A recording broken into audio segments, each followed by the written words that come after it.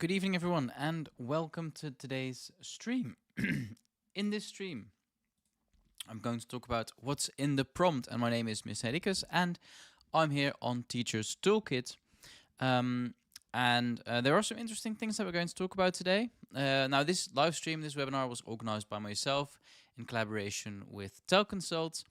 And we're going to go over a few things that are important for the prompt engineering for educators and teachers in particular now. Because prompt engineering is an important skill and it's something that we need to be aware of. It's something that we need to be able to do. Now, first, what is a prompt? And what do we talk about when we talk about prompts? Well, the prompt is the input that you put in something like ChatGPT. So, it's basically the thing that you put in the type box that says ask me anything on ChatGPT or any of the other ones in the other AI models. So the prompt is important because the prompt defines, of course, the output. So let's look at what that means and what it means for us educators. Well, first of all, it means that the prompt makes sure or gives the output, right? That's something that I mentioned just now, and that makes sense. The thing you put in is the thing you put out. But what we want to do is have a situation where you add prompt engineering to the mix, because a well-defined prompt and a well-engineered prompt influences the desired output. And then, of course, you need to do this several times. So it's not something that happens once and then you're done, especially if your output is not as good as you want it to be. Now, this is also where the cost of ChatGPT comes into play, because this is where at some point the chat basically stops because you've had enough conversations.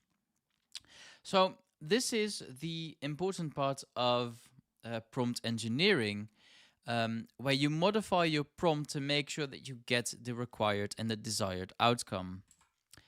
And there's even some research on this. We've seen in papers and in scientific studies, excuse me, that better planning and better prompting results in the better quality output. And this is not only within the field of education, this happens in lots of other situations as well, in other fields as well. But we know that when we look at what our students do, they usually don't have the prompt that fits what they need. They simply ask questions and hope that it answers those questions. But with a well-designed prompt, you avoid hallucinations. So this is the research that I've looked at in order to come to this conclusion that the better prompt equals a better quality output. And this is, of course, what they found. And this makes a lot of sense. It's not something that's very rocket science-y, but it is important to take into consideration that the quality of your prompt influences the quality of your output. Now, why do teachers need to think about prompt engineering? Well, as I mentioned, again, better prompts equals better outputs. And if we know what to expect, that might influence the interaction that we have with the tool. So in one of the papers that I've read, they talk about your expectation of the tool and how the expectation of the tool influences what teachers do and what teachers want.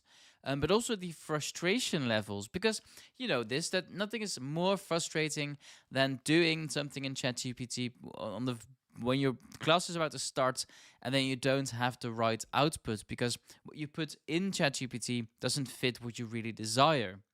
Now, sometimes ChatGPT doesn't really do the thing that you want it to do because it simply is unable to do so. So it's important that you know what to expect, and that you're aware of how this might influence your interaction with the tool. So be aware of what the tool can do before you start writing your prompt, because that avoids that you end up frustrated. Now, it's also important to know that teachers in this case are the experts, right? So we are the ones teaching the students. So we need to be aware of all of the benefits and all of the pitfalls of AI. And if we are able to understand these things ourselves, we're better able to teach AI literacy. So it's important that we, as teachers, are still the experts when it comes to AI and AI literacy, and of course, prompt engineering.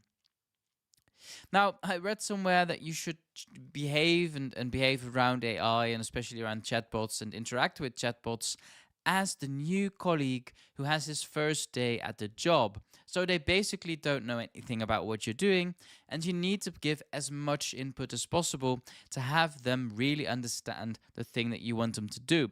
So it's very important that you treat them that way, right? You're friendly, of course, to your new colleague, but they also need to learn a lot when it comes to the job that you want them to do. There's a big distinction that we can make when it comes to prompts, and there are two of them, and I'm going to talk about one in this case and give some examples. But the distinction that I really like is the system prompt and the user prompt distinction. Because a system prompt defines the behavior of um, and tone of the model, and it influences the output. Now, it's a system prompt because it says something about the way ChatGPT generates, or Croc, or one of the other ones, generates the information. So in this case, we might say, talk to me as if you're an expert on task-based language teaching, or talk to me as if you're someone who knows everything about EDI, right? Or um, uh, or talk to me as you're someone who knows everything about phones, and you're a salesman or saleswoman, a salesperson when it comes to phones and technology.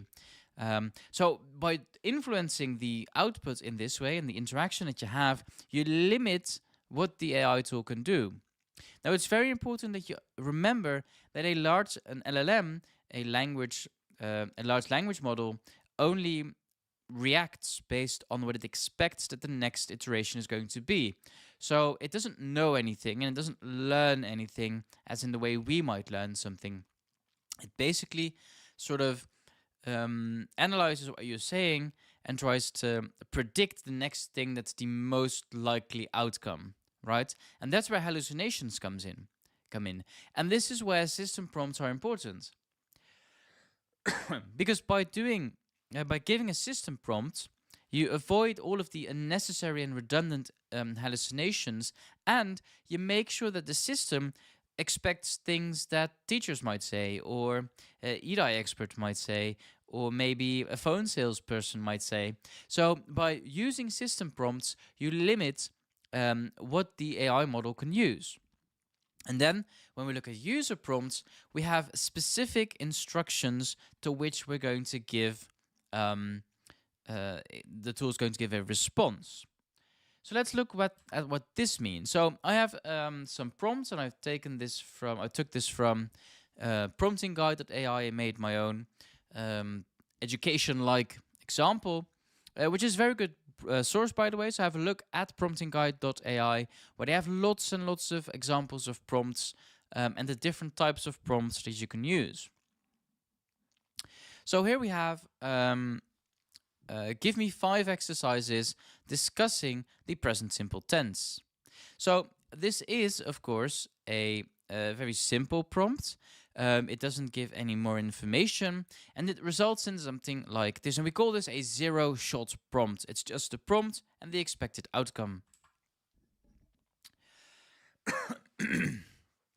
And this is the expected outcome, right? So here are 5 exercises that help students understand and practice the present simple tense. They move from recognition to the production to discussion. So that's very nice. Now, maybe these exercises are fine if you really need something quickly, right? So you have little time and you need to have just something to give this as an exercise. But what if we make this prompt better? So let's look at this example. Give me 5 exercises discussing the present simple tense, okay, so that's the same, suitable for students of English as a second language, that's my target audience, at CEFR B1 level. So that's the level that I'm going to use. It's a very clear context of the audience for which I'm making this exercise. The focus should be on recognizing the present simple in situations in which something happens always, never, or regularly. So again, I'm giving sort of limitations to the output. This is what I want to use. And of course, it would be better if there are other ways to make this even better than this, but we'll look at that in a second. And this is what the model created. Choose the correct options, and in the instructions that preceded, it did explain what it was doing. And now we have an exercise in which you need to indicate or circle the word or phrase that shows frequency. So it really focuses on those things as well. And I could have made it a bit better by specifying what I mean and giving some examples. But of course, that's for later on. So now, there are two things that I also like, and I took this from Eken 2023, who wrote a paper with ChatGPT, by the way, about prompting. So that's interesting. And he defines two certain prompts. He says, well, there's a system 1 or a fast prompt, which was taken from thinking fast and slow, and a slow system 2 prompt. And the system 1 prompt is just a simple question to which there's an answer. What's the capital city of the Netherlands?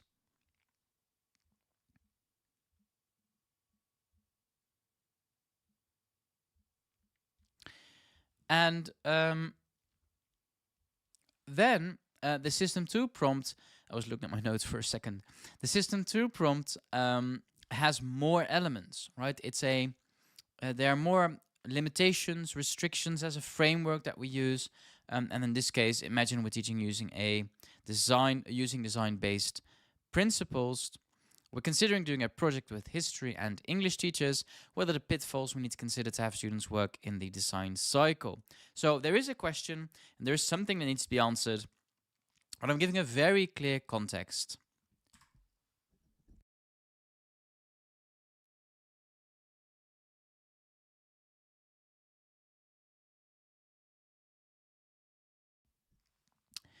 Then there are a few things that really define a good prompt. So good prompts are clear and specific, and they avoid vague language or words. That's very important when you have a good prompt. The context is clear, the topic, the audience, the format, and the level. Sometimes, to even improve the prompt, you can give examples of what you mean. So in my case, with the present simple sentences that talk about frequency, I could have given some examples like I walk to school every day, I drink coffee in the morning, I always live stream on YouTube. So these are examples of what I'm talking about. And that helps because then the output that we get significantly improves. Because the model is using the thing that we put into the model and is learning from that as well. And we're basically telling it, well, in the situation that I'm talking about, these iterations are the most likely to happen. And I want you to produce the same. So that's what we're doing here when we give examples. And then you can also ask the AI tool for structures. So how do you want the output? And this is the part where you can be a bit eco-friendly. Don't forget, it takes a lot of energy and a lot of water to produce those iterations. And if you can remove the things like, fine, I'm going to look at this for you, blah, blah, blah, or a nice story, but get listed in bullet points, that also saves the environment a bit. So that's something to be a bit mindful about. But good prompts are clear and specific. There's a context, there are examples, and there are structures.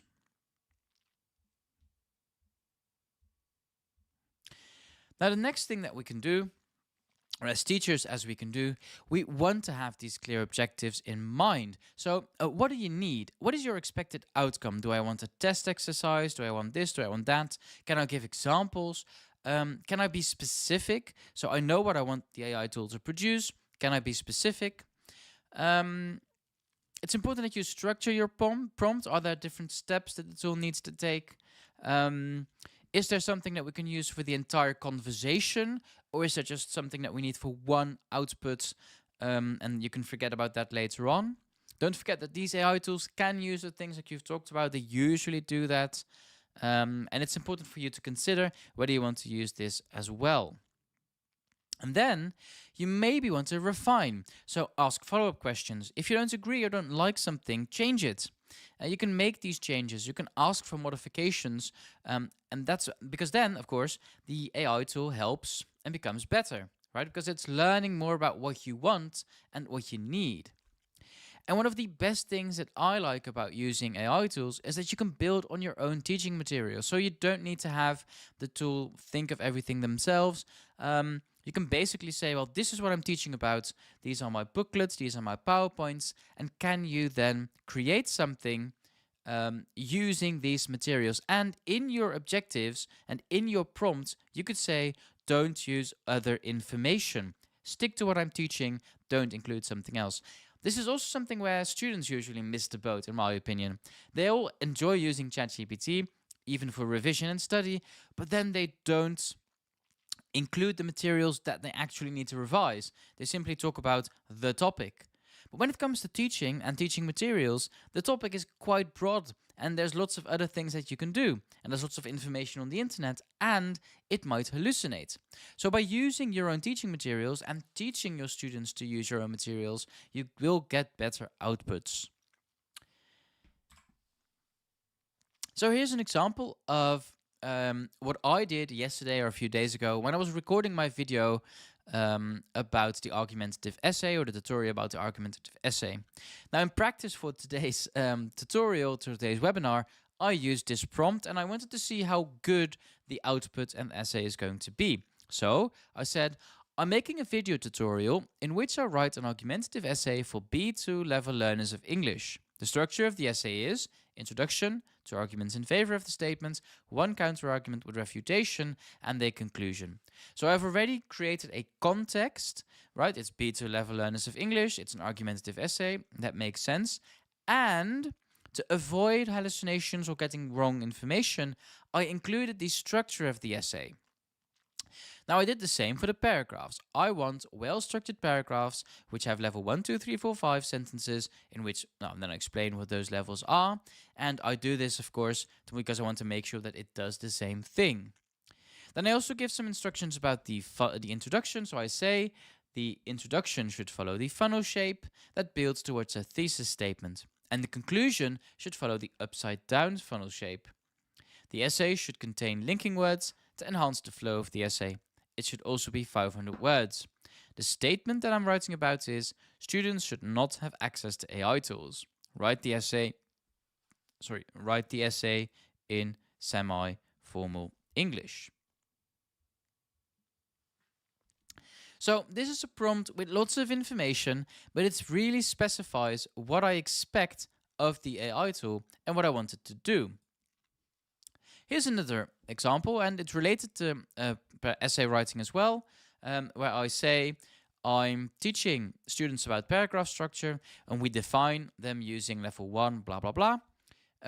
Use this throughout the conversation. So I didn't give the question yet. I didn't pose the question yet. I sort of created a prompt that sort of sets the basis for the entire conversation. And I make it specific, right? I say, use this throughout the conversation. And then, of course, this is the output. It says, got it, I'll use 5 level paragraph structure throughout this conversation. It repeats what I say, and then it says, whenever you ask me to analyze, create, or revise paragraphs, I'll apply this structure. So this is important because now I know that everything that comes out, hopefully, follows this structure. And this was all done in ChatGPT, by the way. So just to revise what's important for us teachers, we want to have clear objectives. What do you need? We want to be specific. We want to structure the prompt, what's in the entire conversation and what's just for one output. We want to refine, so maybe we need follow-up questions, we need to make some changes, we need to ask for modifications, and we want to build on our own teaching materials because that creates the best outputs. So that was what's in the prompt, and this is prompt engineering for educators. It's a very simple, quick overview of what's important for prompting when it comes to using AI like ChatGPT, like Copilot or Grok, or any other thing that you use in your classes. Let me know in the comments what you feel is important when it comes to prompting. If you have any questions or things that you find unclear, also let me know in the comments. For now, thank you so much for joining this What's in the Prompt webinar, and I hope to see you in one of my next videos or one of my next online webinars.